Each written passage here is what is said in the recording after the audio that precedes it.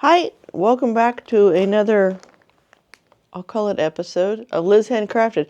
Today we're going to talk about using leather remnants to do gift giving. We're right at the holidays, but honestly this is any time of the year. And I want to show you some quick, inexpensive ways to give unique gifts for the holidays. And I'd like to show you one way that I've been doing it. We're going to experiment with a couple things. My stuff that I'm working with here is just a simple remnant pack, and these are I think entirely. I'll be honest, I haven't opened all the bags. They are open, but I haven't looked. Does that make sense? Either way, they're all chrome tans. So let's look and see what we've got here, because the end result is I have some dies to cut leather with, and two of these I've used kind of extensively already. One of them I'm going to experiment with, but it also shows you what they look like in the beginning. So I made up a bunch of these little mini wallets for a market that I did here previously. They were super simple to make.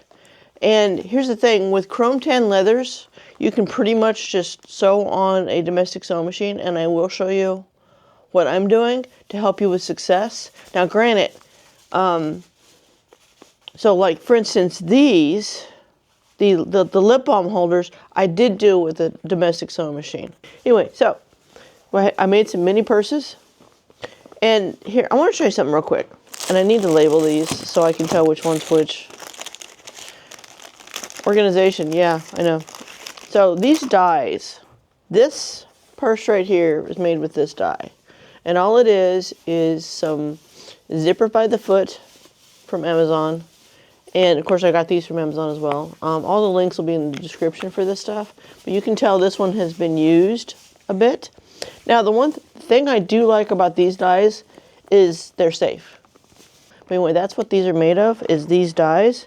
And I will show you how I'm doing it. I'm just looking at, because I had to experiment with the weights on the press to see how to do this, because I don't have a regular press. You know, there's tools for every job, and sometimes you have to substitute what you have.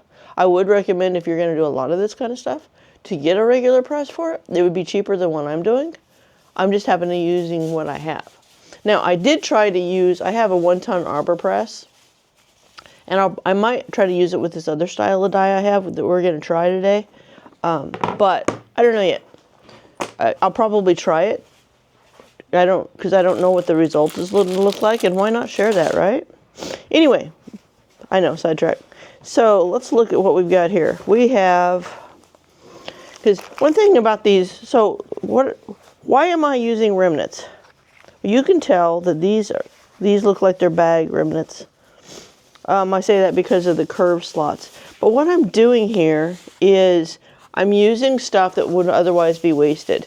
And y'all, I got a whole slew of leather that can be used for multiple different things depending on what your ambition is for $6. Right? Now, granted, the die was probably, I think it was, I want to say 17 to 20. I can't remember. But I'm going to use it over and over and over again. So we're not talking huge investment here. I mean, you can kind of tell by the way things are folded in the store to see what your colors are. We have a nice, rich, oh, there's a green. See, I didn't even know that was there. And if they're like all wrinkly, you can iron them or use a heat press, or, yeah, ironing is just fine. If they have a pretty heavy finish like this one, you know darn well that the animal did not have that finish. So it's got quite the finish on it. You might want to be careful about what you hit with the iron, because you don't know what that finish is. Let's see what else we've got. We've got some white, and a nice chunk of white, because you can mix and match these. See, one of the things that I like about the way I'm doing these, and I will show you that in a minute, just stick with me. The way I'm doing these, ooh, look at that, isn't that pretty? is that I can use these chunks and I don't have to cut them into something that will fit into, cause they make the little, I don't know, they're die cutter things, but they make them to where you just put your plate through an apparatus, but it's just about a little bit, it's only a smidge bigger than the plate, which means that I got to cut my leather to fit it on there, and then run it through, which is fine to some degree. But when you're dealing with chunks and you're trying to use as much of it as possible, the method I'm using I kind of like better. I won't call it the cheapest method in the world, because honestly, y'all, I've been using a 20-ton press that my husband uses for doing like pressing out bearings, and it's a mechanics press. I am going to show you how I'm doing that. Okay, might as well share all, right? Okay, so I have a bin of scraps. I got scraps of scraps. They literally are the little pieces left. But here's the thing, is these little pieces make for great little tabs, or I even have been doing the tab on the zipper for that kind of zipper. I ran out of that kind of zipper. I used all that stuff from the market I was doing. And here's some more of the wallets that I was making. See, this is how this one turns out. This die right here is what I was using to make these. And this is without the zipper, because all I had was zipper by the foot. This was my first experiment when I was going to put rivets in it. Not rivets, grommets. I just didn't like it. So I could turn around and make up a bunch of these still. I have the stuff to do it with now. So all I did was, so I ran out of this style of zipper.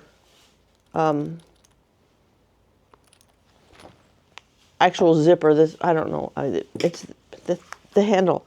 And then this is stuff I had. It's the same finish, but it has a ring on it, so there's no point in putting the leather piece.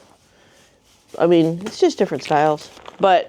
And I think these are a little bit too big, and if I'm going to use something like this, I'm going to use wider leather, but it was for something else in the first place. Is the D-ring clam hook. It's a simple latch.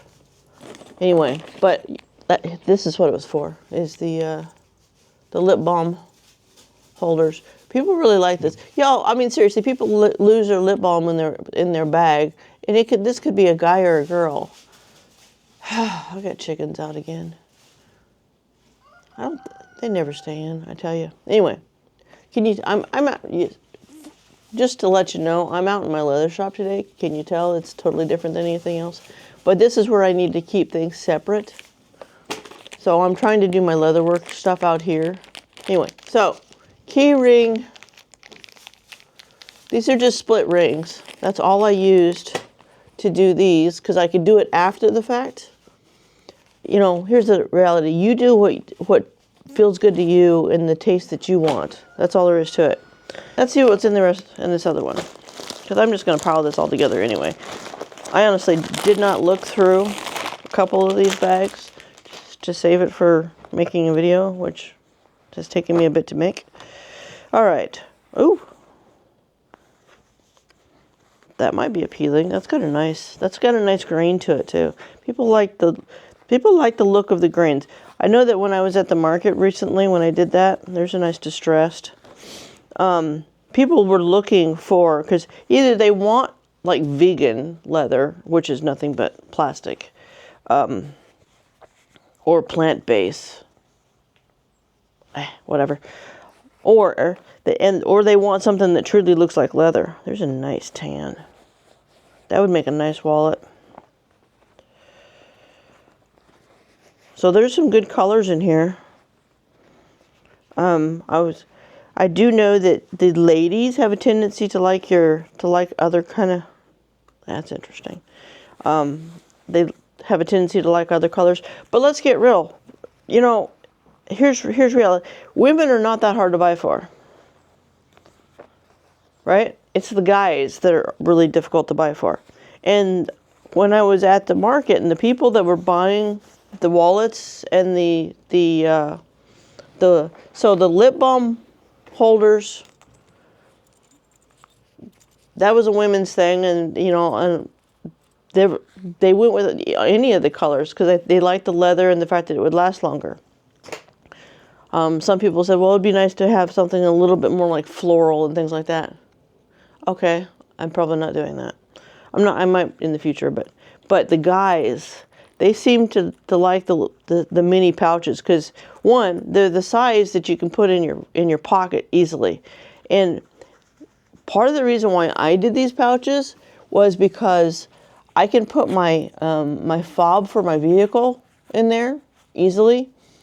And because you're not actually using a key anymore, you just have to have it on your person. And then put just the cards I need, like my driver's license, my my credit card, debit card, whatever. That's all I needed. I could put this in my pocket and hook this like on the corner of my bag to where, I mean, this is really a simple thing, you know. That's part of the reason why I went with the key ring, is because it's nothing to add a hook to it. And then hook it on a belt loop if you want to, but you could, you know, hook this on the corner of a bag, and then when all you need to do is go into the store, but you don't need the whole bag. That's why these things are a player. It's simple. Or the wristlets, and I do have, and by the way, this is leading up into the next piece, but I'll get there in a minute. I'm just kind of mentally inventorying. See, these are almost all the darker leathers, but that's okay because, you know, when you pick your remnant bag, you kind of have a clue because you noticed at the end of it, you could pretty much see what your colors might look like. There's some nice pieces in here.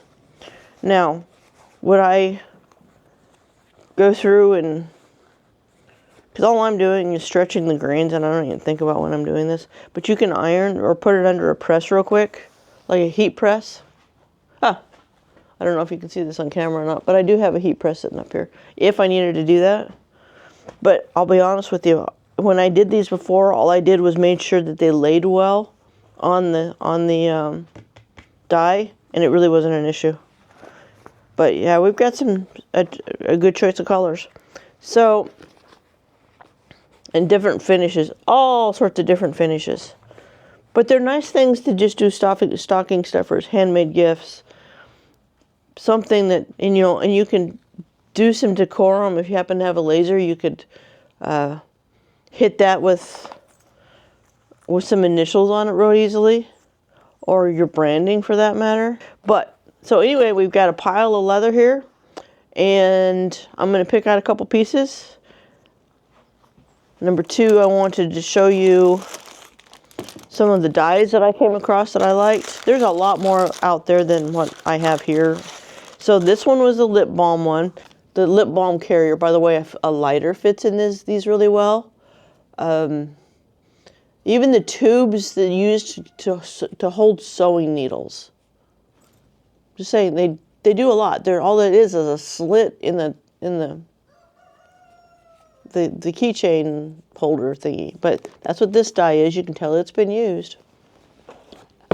Anyway, and this one, whoop, that's not even a thing. Where is it at?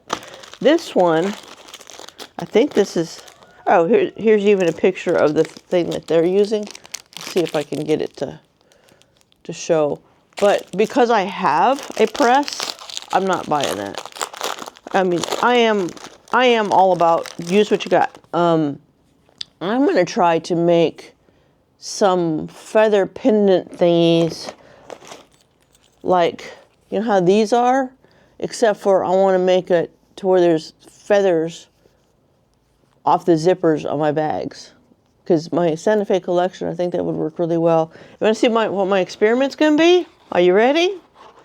A different kind of dye entirely. And this one I don't think I even need a press for. Ready? See? I don't know. I know they work because hundreds of people use these. It's a little shorter than I thought it would be. I have the rivets already. Somewhere over there. Anyway, this is a leather shop. I got all sorts of stuff in here.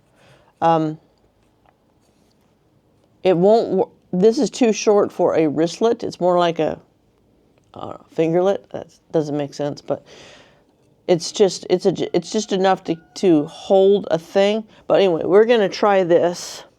What did I tell you I was gonna make that with? Okay, this is pretty thick. This is gonna be a 3 to 5 ounce, which would be a good experiment. Okay. So, shall I make some room and see if my thought process will work? Because these kind of dies, in theory, I'm going to try a thinner piece first. All right. This is wide enough. It's not quite wide enough for my wallets. It's wide enough for the keychains, but I'm going to try this. Because I think this one might take the press to do it. All right. Are we ready? So I don't want to, like, hang on a minute. Where is my boards? Not entirely clean, but you can see they're just they're Dollar Tree. They're cutting boards from Dollar Tree. And what I'm doing is making it to where the knife edges don't get damaged by the material that I'm cutting against. But what I want to try here, hang on, I'm going to try to give you guys another angle at this, because something tells me it's not enough. I know I want to see things when I'm looking at how to do a thing. So I'm going to try to do that for you too. And spill my coffee while I'm at it. Yay. You saw that coming, didn't you? Didn't you? And you didn't warn me. I know. That's impossible.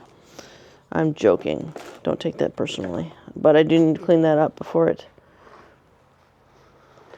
Because if there's one thing that leather will do in the right circumstances, and that's take on moisture.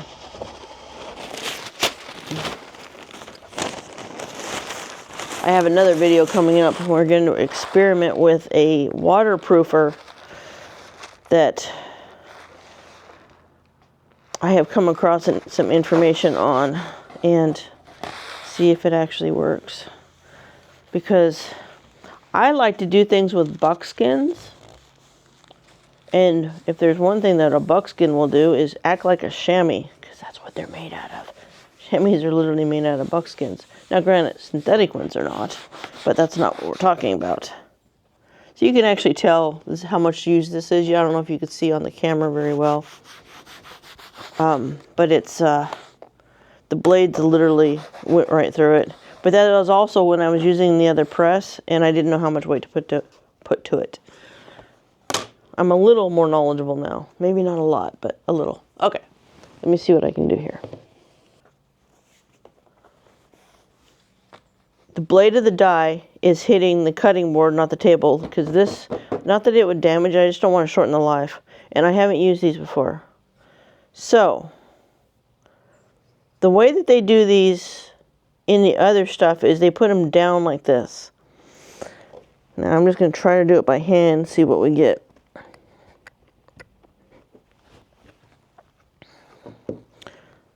I would say that that's probably not what I want to do. Alright, we're going to try something different. I didn't like that. I've never used one of these before, guys. I mean, in my presses, I have it figured out for what I need to do there. Not so much on this one. Now, I do have the other arbor press. We may end up going over there. But you know what I want to try to do first? I'm going to see if this works. So this is nothing but a piece of the stuff that they make the rulers out of. All right, I'm going to go from the center out. Oh, yeah.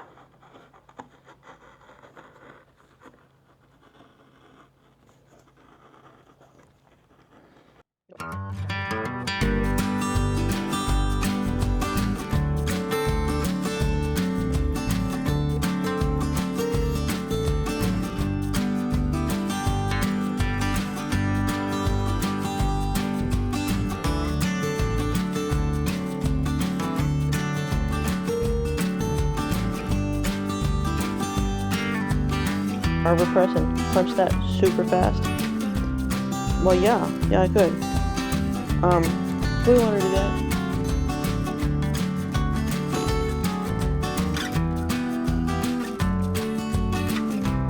Shouldn't have to, that's the problem. But I do need to figure out. Here's me experimenting to see why won't that cut? That's because that one is considerably lower. So I've just put a quick rivet in that. This is the one we just cut that we had the challenges with. But here's another thing I just figured out also. So if you get yourself into these kind of dies, which I mean, there's nothing wrong with them, I guess. We're going to try to cut this next one. Same way we did this last one. We moved it over here to my leather bench where things are a little steadier and a little less messy. I've got a whole pile of scrap. Yes, y'all saw me do that. But here's the thing. The reason why those holes were not where they should be set, these probably should be flush with the wood. In other words, the hole punches that are in it. I'm going to see what happens here. I took a hole punch. Well, not a hole punch. It's a thing when you pre-punch the wood before you put the screw in. Set. I don't remember. Anyway, and punch them back out because I don't want to damage anything. So now I'm going to see what I can get out of this piece. Try to set myself up for some success. But now my hole punches are actually higher than my blade. And I don't know if that's going to work out or not. We're going to try though. So I figured out that one, I need to set my leather. And I know it's going to knock that in there as soon as I roll over with the roller. Now I would suggest, instead of using something like this, I would use one with a handle that's a little bit more steady. Maybe. Honestly, I just normally would use a press. But we're going to try to do something that's a little more approachable, which is why I'm doing it this way in the first place. Because not everybody has a press. Honestly, I've got a book press over there that probably would work just as well by using the cutting boards in it and stuff. And I can already tell you that the little hole punchers are moving themselves down. Which I don't know is a bad thing. Maybe it'll set to the right level now. Do I have a complete cut? I believe so. All I'm doing is running my fingers around it. Remove the leather. Here we go. Now I think that one is the one. Because I ended up using my 1-ton arbor over there to punch. Only because I could, not because I needed to. See, they want to move down. I'm not loving that design. But that's okay. We're going to go ahead and do it. So this leather that I just put together, it has a little bit more finish to it, so it has less of the fraying. Because everything should have the right feel, you know what I mean? Alright, now we're going to go over to the arbor. And, real quick, like, I'm over here at my arbor press. I've got the holes punched in it for the different types of things to use. And I want to use a fast rivet, which is the little concaved end. I'm just using a fast rivet on this. I'm only using the keychain pieces right now because with this being a much narrower piece, I really need to use a smaller latching on it, but I'm kind of just doing this as an example.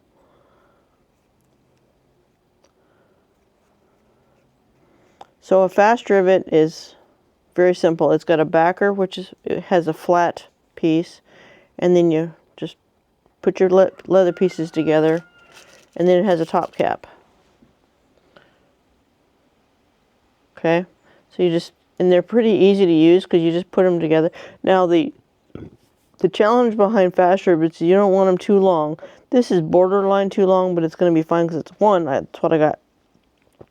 But you set these with that concaved tool. In other words, it has a little curve in it, so it's not flattening the top end. And I know I need to set this. I need to.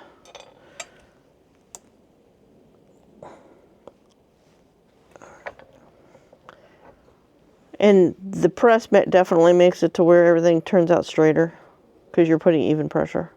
So there's that. And then I would match this with a with one of those wallets out of that same leather. If I find some more, I probably will. But that would actually not be a bad idea to do the sample over on the other press to show you how to match them, because that would work out really well. Okay, so I want to show you real quick. So I found another piece of very, very similar. It's basically just a different portion of the hide, because this one's got a smidgen different grain to it. It's the same hide, it's just got a smidgen different grain, but it'll make a beautiful set for a wallet. So what we're going to do, and just in case you're wondering what this is, I'm using a 20-ton hydraulic press. Overkill? However, it's not the point. The point is use what you got, and I happen to have a 20-ton press. That's the reason why I'm not buying the regular press for this, is because I have a press. Now, do you have to be careful with it and not smash your object to smithereens? Well, yes you do. But, so here you go. Is I'm putting my die cut in there. Here, let me see if I can change you a little bit. Okay, and then what I do is, I already know that I can get this wallet out of this piece. And I'm going to just lay it on there. It's one thing that's nice about these foam ones, is it's really easy to do this with. Alright, now I'm going to take my other piece, my cutting board piece, and I know, having done this a few times, that where my edges are is hitting center on my cut. Alright, now I'm going to take it to my second board, because the whole point is taking this pressure, which is one circular motion, and distributing it out as evenly as possible. So I already know that the length of the press plates for this, it's best this way. Okay, so all I'm going to do is make sure this is down so it takes the pressure. I'm going to just crank by hand because it's faster.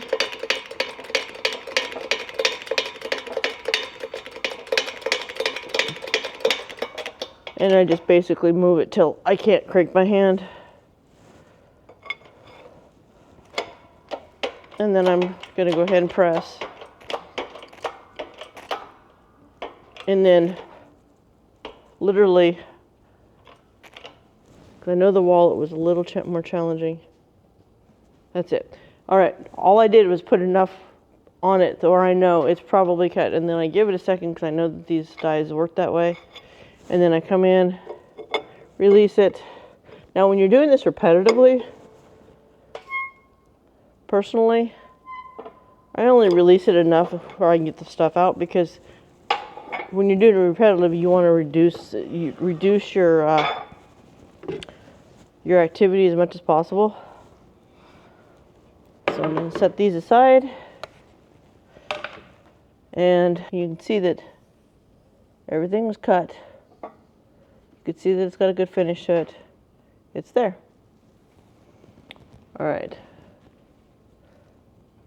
And then I'm literally just taking it off. It could have been better, but it's not by far, by the way. And then I saved this piece. It's actually scrap. You can go in with the scissors if you have anything that just doesn't. I could have given it just that little half, you know, where I just kind of pulled back by half. That would have finished it out. And there you go.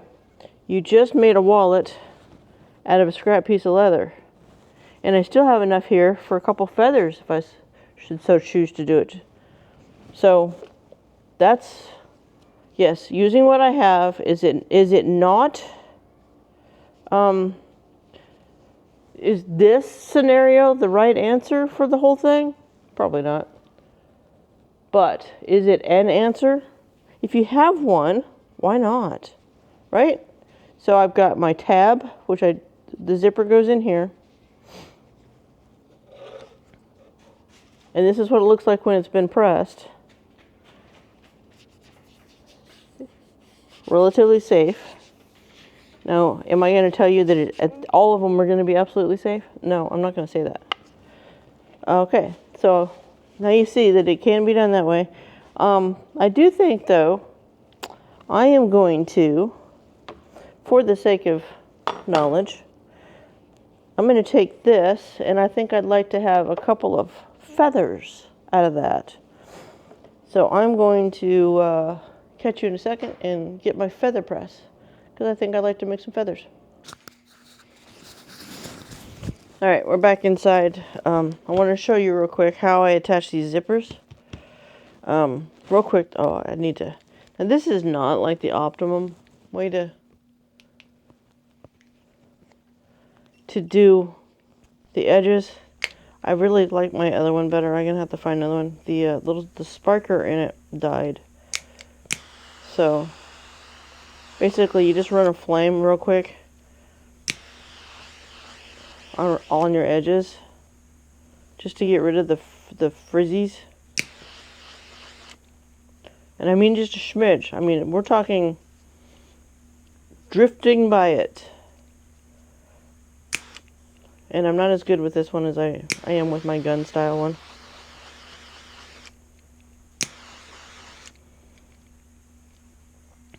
But it just cleans up your edges is all you're trying to do there. I do the same thing with the wrist.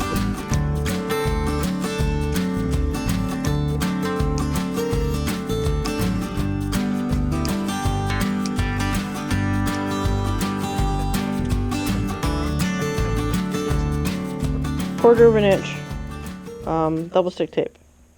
What I do is I take this and I just go ahead and place it on my edge of my pieces, because if I don't, getting that zipper in place properly is a lot harder than it has to be. And this stuff is like ridiculously cheap, so a level of sanity for what little that takes. Get that to pull. There we go. See? There. This is usually how I do it. I just grip a little bit further back and it causes it to give way. Alright, and now I just take my zipper. Make sure that you put your zipper pull on your zipper before you sew it, because that would be a bad thing if you don't. Just saying. And then I square everything up. When I was doing these in larger quantities for my market, I had a pretty good system out there, but I had it out there in that shop. And I didn't have a kabillion other things going on. Like right now, my table's ridiculously a mess. It's an absolute mess. Alright, and I just press down on that. Now, is that perfect? Probably not. Why does it look so crooked? Yes, my OCD is flaring. Anyway. Now, you got to make sure that when you sew on this, that you actually sew through this. Now, these are the poly zipper. I'll turn you down a little bit. So these are the poly zippers. In other words, they look like metal, but they're actually plastic. Alright, and I'd like that to move over just a tad, because it bugs me. Okay, now we're going to just go to the sewing machine and show you that you can do this with a domestic machine. Alright, we're over here at my domestic. This is a Bernina 830. I don't think they don't even make these anymore, but they're a workhorse of the Bernina world. So this needle that I just took out is not going to set a person up for success. You need either a denim needle or a leather needle. I'm going to a leather needle only because why torture my machine with anything else? Now, you can definitely tell. I don't know if I can show this well enough actually, but I'm going to try. Let's see if I can do it on this darker surface. The size of the needle is actually drastically different. This is a I would say this is just a heavy. It might be a denim because I was doing some stuff that was pretty thick earlier. But this is a leather needle, and you can tell the difference because it's a stronger needle. And by the way, guys, these are stupid sharp, so be careful when you're using them. So I'm just putting in the needle that will do the job. I could use upholstery thread on this. Would not be a bad idea, but I know that the thread that I've got here is fine. It's heavy enough. I do want to go, I'm going to use a straight stitch on this. I need to make sure that I'm set for that. This machine does do zigzag. It's not an industrial machine. And it might not even be a bad idea to go to a zipper foot, given the fact we're doing a zipper, but I'm just not going to do that this time. Okay, so we want to lock in. Now, as I'm going over the zipper, I literally am not using the motor, I'm doing it by hand. One, I want to feel it to make sure I'm hitting in the right places. And then I want to know exactly where I'm landing, because I don't want to make the seam any bigger than it needs to be, nor smaller than it should be. So I'm just giving it a little bit of seam allowance.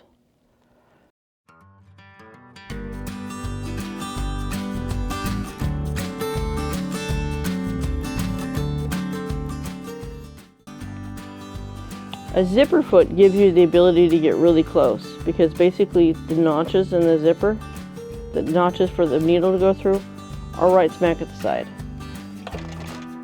There we go. Need to walk that, and then lock my stitches by reversing a couple stitches. But you just notice my machine had no challenges with that. So the reason why I'm pointing this out is that doing leather gifting and doing stuff does not have to be horribly expensive. You've got remnants here. You've got, which was $7 for the entire bag. Now I had several bags, but I do this occasionally. I had zipper by the foot, which is less than $20 for the entire length of the zipper. So you could do a bunch. And they come with the zipper pulls. I do recommend the double stick tape for doing zippers. Not absolutely necessary. You could have glued it. I don't think my needles like the glue like that as much. It could go either way. But this kind of thing, and then all I'm going to do is fold this over. I am going to glue the pocket on before I sew it because they like to move. In fact, we'll just go do that. Okay, we're going to keep this one simple. And all this does is just match the edges, just like that. Now we do want to make sure that when we go to sew this back, that we put the tab on it. And I like to keep my tabs like at the top of the zipper pull, so that way you have something when you're pulling down, you get something to pull against. So normally I use PVA glue, but it's outside in the shop, and I don't want to go get it. So, and I know this will work just as well. In fact, I didn't have it the last time I was doing it. It's probably why I used the PVA. You could use contact cement, which is highly recommended. The challenge with contact cement is as soon as you touch it to something, as soon as you put the surfaces together, they're there. There's no ifs, ands, or buts about that. First and foremost, we only need to do one side of the outside.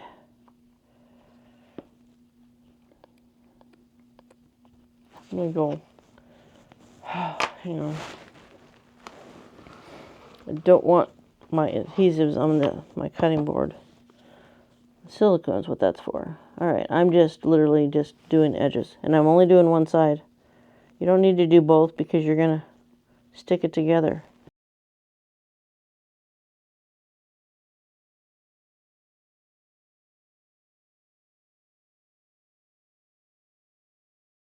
I like my PVA bottles better, but that's okay. It doesn't hurt anything. And then just fold that in half, making sure that you're gripping that. You want to grip that zipper so you know it's all up where you want it, and match your corners nicely.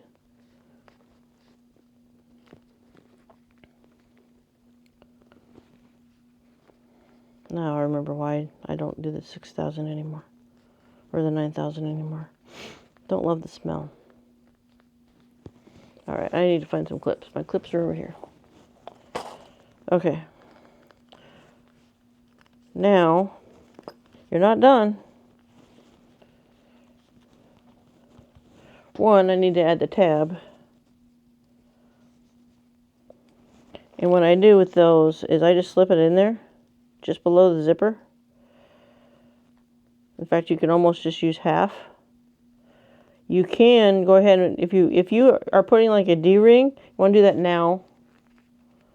Or something else that you can't put on later, make sure you do that now. I'm not. Alright, now, let's real quick, let's hit this piece. Remember, you're only going to do the outside portion.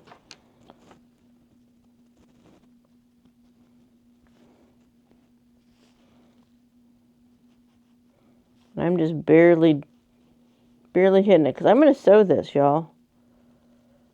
And yes, it's 3 layers of leather, but it's chrome thin stuff, and I've set my machine up for success. Alright, now, you can do it either way. I like it to be like this, to where the pocket's on this side. Now, granted, the last ones I made, I had a pocket on both sides. Which is part of the reason why I know this works. It's because I did it overkill the last time around. Now, the last ones I also did is I let the stuff dry before I sewed it. And you do kind of want to try to get those seams even, because we can finish this off nicely if you should so choose to. Depends on how far you want to go with it.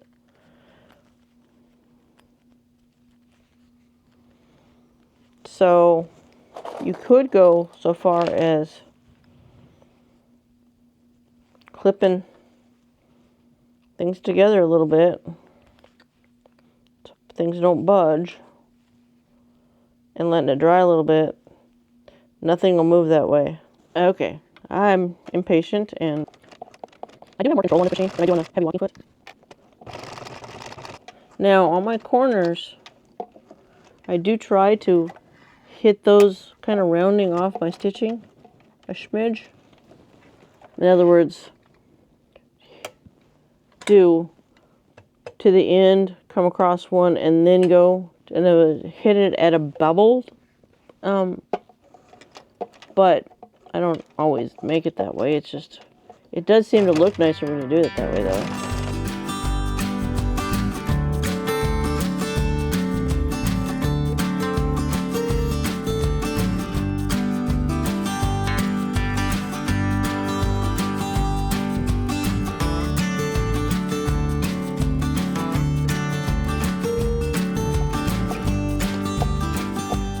Now, I'm gonna walk this thing a lot more so, although you could probably tell that it doesn't need it, because I've got 1, 2, 3, 4, 5 layers of leather I'm going through right now.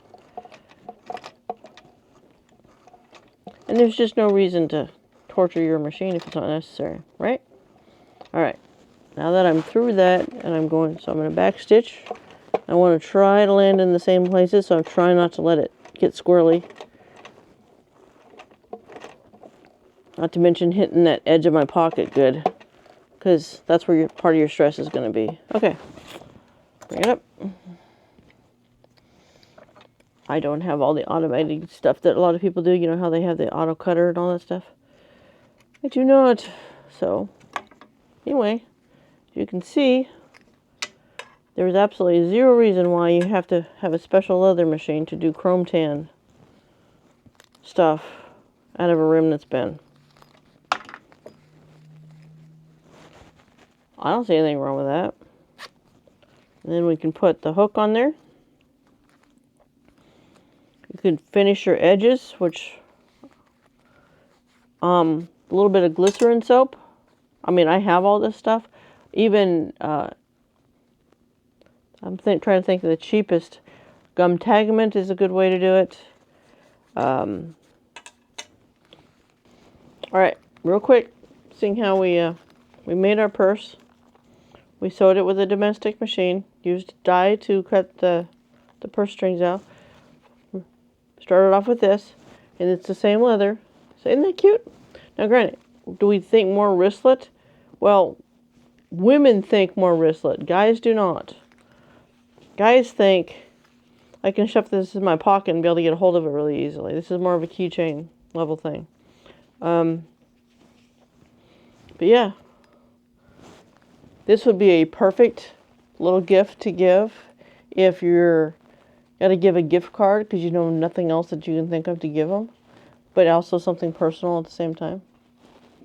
But I can tell you this, when I was doing the market, the guys were buying these for other guys.